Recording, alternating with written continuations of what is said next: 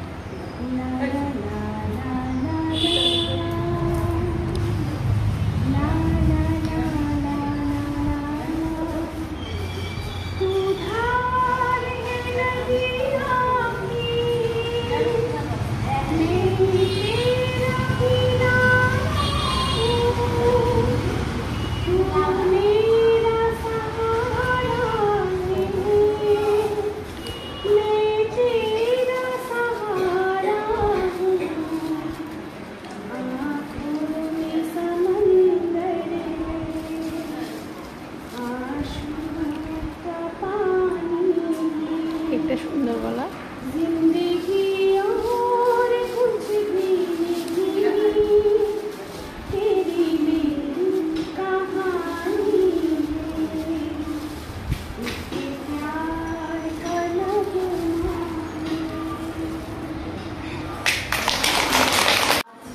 শিক্ষক দিবস আমার প্রিয় শিক্ষিকাকে সম্মান জানাতে আজ মানে ওনাকে আমার আন্তরিক সম্মান জানাচ্ছি।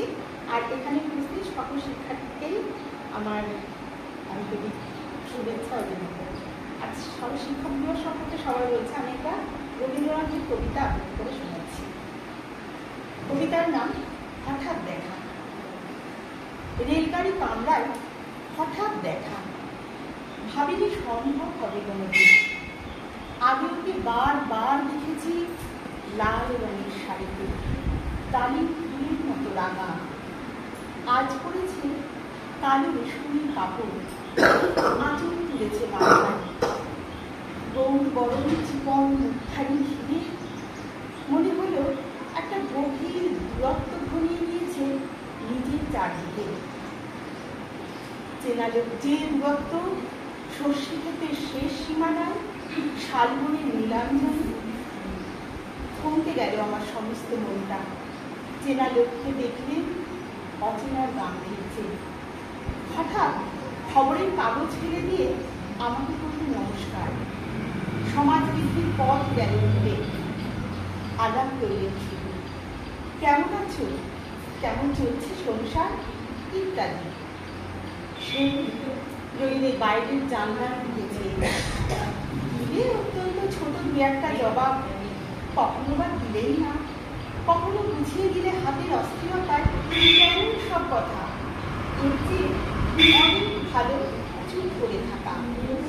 আমি ছিলাম ওর পাশের বেঞ্চে, ওর সাথীদের সাথে আঙুল নেড়ে আমাকে জানালে কাছে আসতে। মনে হলো কম সাহস নয়। বসল ওর এক বেঞ্চিতে। গাড়ির আওয়াজের আড়ালে বললে মৃদুস্বরে, কিছু মনে করো না, সময় কোথাও সময় নষ্ট করবা। আমাকে নামতে হবে পরে স্টেশনে।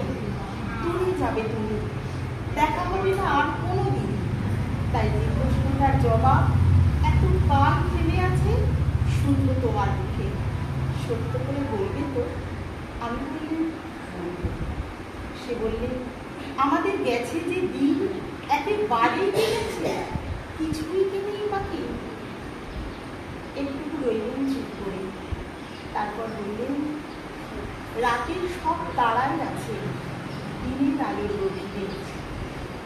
মনে করল কি জানি বানিয়ে বললেন না, ও বলল, থাক এখন যাও ওখানে। সবাই নেমে গেল পরে স্টেশনে, আমি চললেন একা।